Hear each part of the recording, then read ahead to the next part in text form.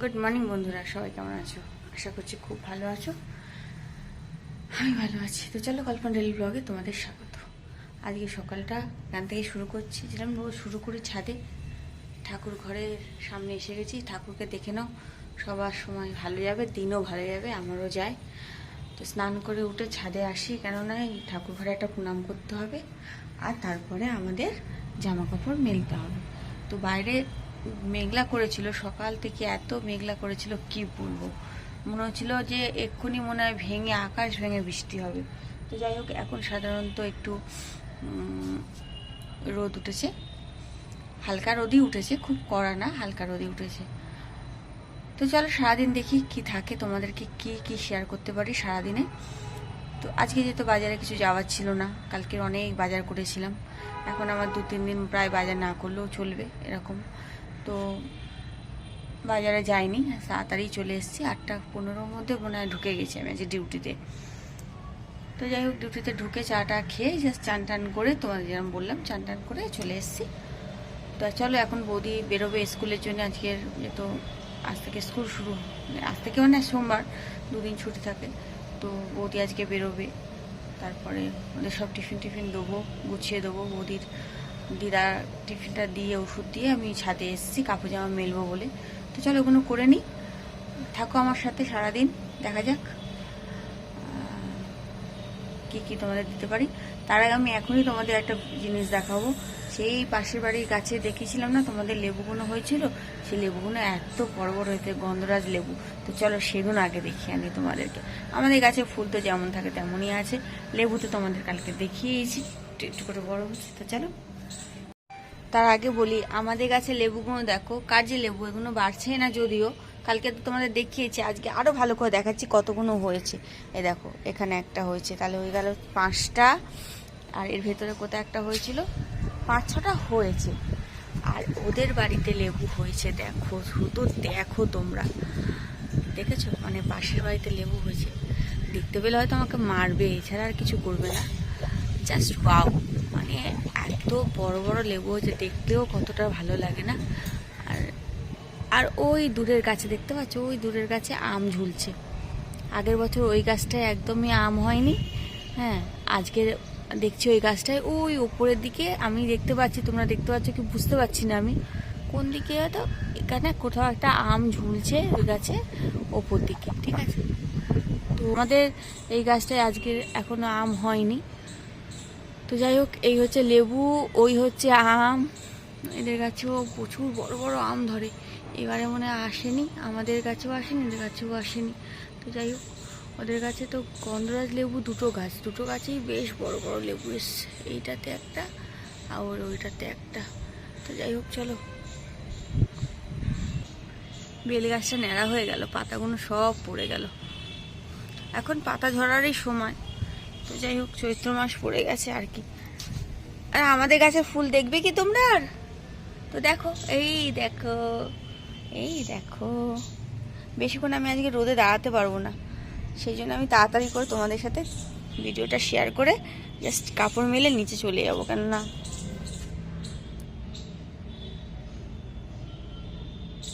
ঠিক আছে।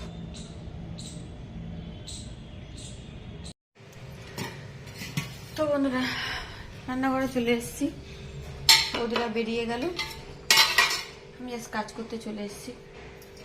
করতে হচ্ছে, এখন দুধটা চাল দিলাম, দই বসাবো বলে, আর খাবো, চাউমিন আছে, কালকে খাইনি, চাউমিন করেছিল, ছোলা ছিল একটু কটা ভেজানো, কারণ ছোলা কটা আমি খেয়ে নিই বসে বসে, কাজ করতে করতে খেয়ে নেবো, কারণ রেখে দিলে নষ্ট হয়ে যায়। আর বাইরে তো ভীষণই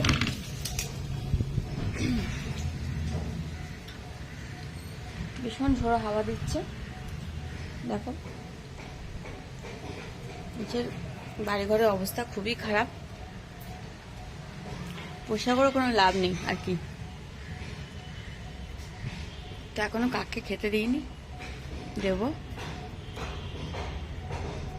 হাওয়া দিচ্ছে, এত দরজা বন্ধ করে রাখতে হবে, নাহলে না পুরো ধুলো ধুলো হয়ে যাবে ঘর বাড়ি। সব কাজ করবো, কয়েকটা কাজ আছে, বন্ধ করে দিই।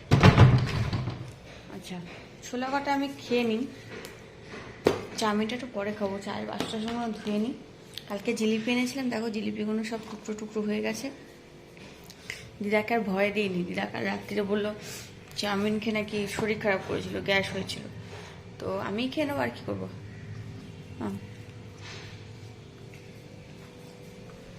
নরম হয়ে আছে, থাক।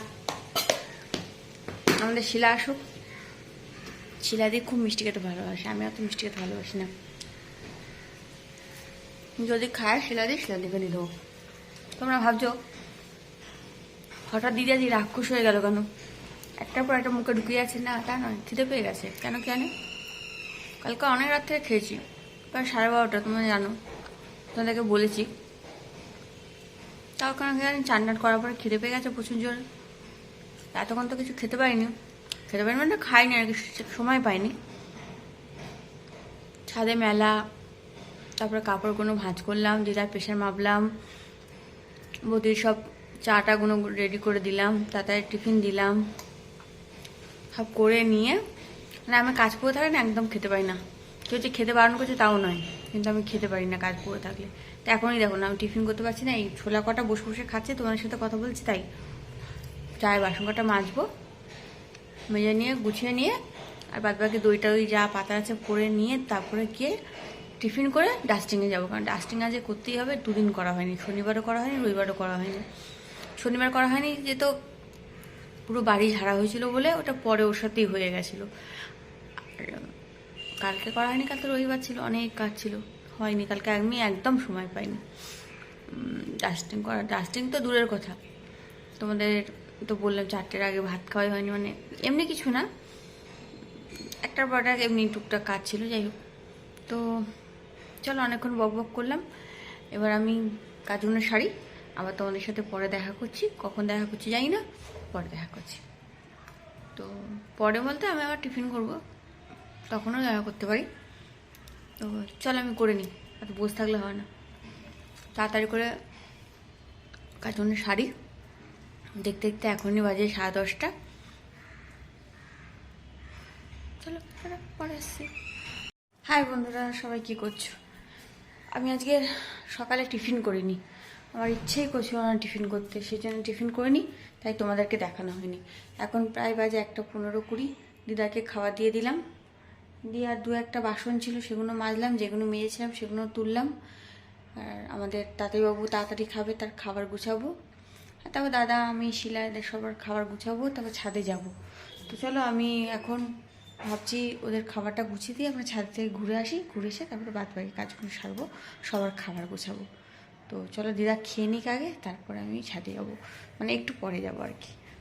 তো সবাইকে খাবার টাবার দিয়ে দেখি কতটা কি সময় থাকে, তারপরে দেখা যাবে। তো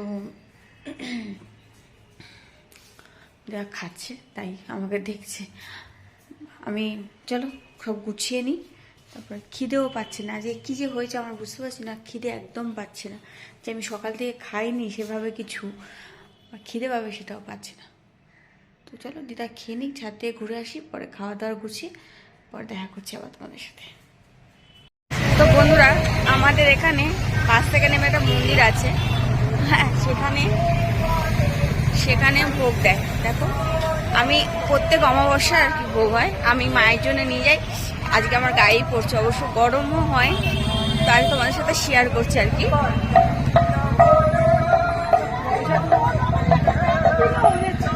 তো মায়ের জন্য একটু নিয়ে যাই, আমিও একটু খাই। প্রত্যেক অমাবস্যায় আমি বাস থেকে নেবে এখানে প্রসাদ নিই। আগে কিন্তু নিতাম না, কোথাও থেকেই নিই না, যেহেতু এটা আমার বাপের বাড়ি পাড়া, আর আমি দাঁড়িয়েই যাই লাইনে।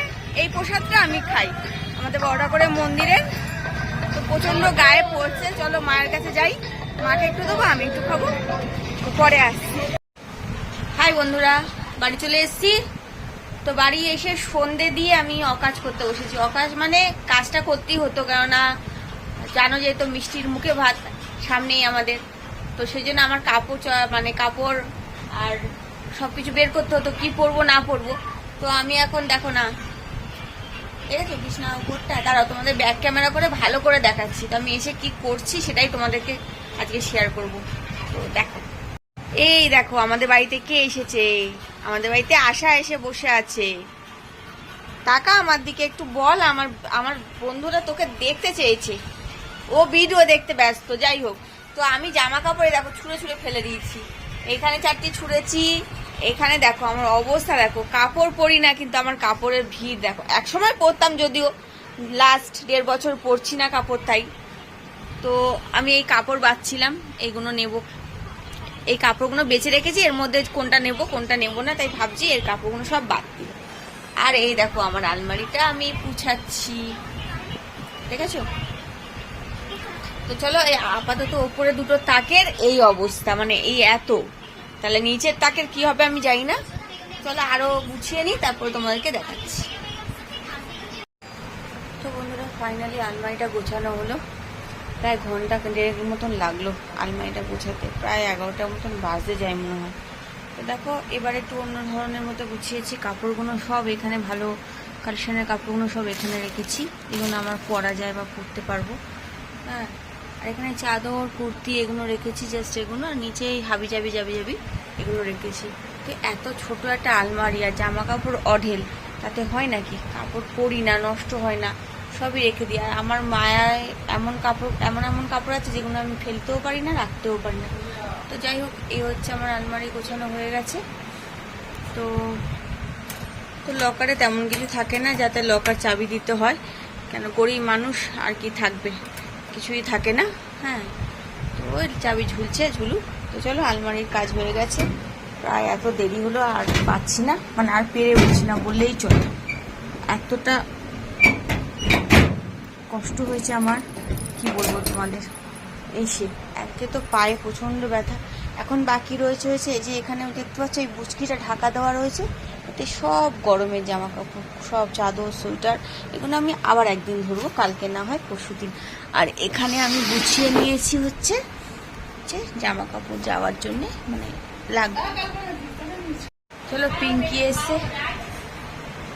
এসছে, কি নেবো কি নেবো না দেখতে এসছে। দেখো, তো আমি এক্ষুনি দেখাচ্ছিলাম তোমাদের যে ব্যাগটা আমি সবে গুছিয়ে রেখেছি। দেখো, ও এসছে, এখন ব্যাগ খুলে দেখবে। চেনটা তো এমনিতে কাটা, আরো কেটে যাবে। তো চলো দেখিয়ে দিই ওকে কি কি এনেছি আমরা।